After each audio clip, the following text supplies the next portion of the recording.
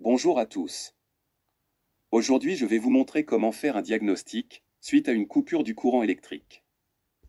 Tout d'abord, je vous invite à télécharger l'application Enedis à mes côtés, puis de l'ouvrir. Le but c'est de savoir si la panne électrique concerne Enedis, qu'on va définir par une panne externe, ou alors la panne électrique concerne l'installation du client, qu'on va définir par une panne interne. Une fois ouverte, vous enregistrez le code postal de votre domicile, et là, vous allez visualiser l'état du réseau électrique dans votre ville ou quartier. Si c'est vert, c'est que le problème vient de votre immeuble ou appartement. Si c'est rouge, c'est que le problème est général suite à un incident réseau, donc vous ne pourriez rien faire, alors je vous invite à patienter. Attention, avant de commencer, un petit rappel de sécurité.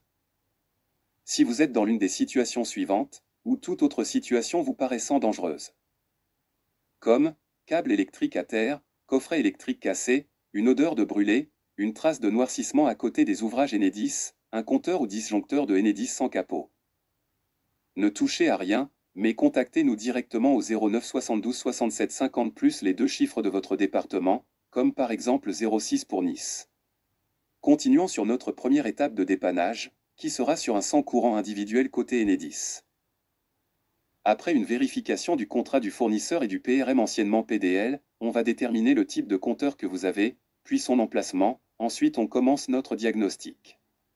Pour un compteur électromécanique à l'intérieur de l'appartement, déterminez le type de disjoncteur 500 mA ou 650 mA que vous avez, en choisissant parmi ceux qui sont proposés en image. Une fois que vous l'aviez identifié, vérifiez s'il est enclenché ou pas, c'est-à-dire sur position 1 ou position 0. S'il est sur 0, réenclenchez-le. Le disjoncteur reste-t-il enclenché? Si oui, avez-vous retrouvé l'électricité? Sinon, avez-vous un bouton blanc ou bleu avec un T comme test sur le disjoncteur Enedis? Si oui, appuyez sur le bouton test en ayant le disjoncteur Enedis enclenché, c'est-à-dire sur position 1. Le disjoncteur Enedis reste-t-il enclenché?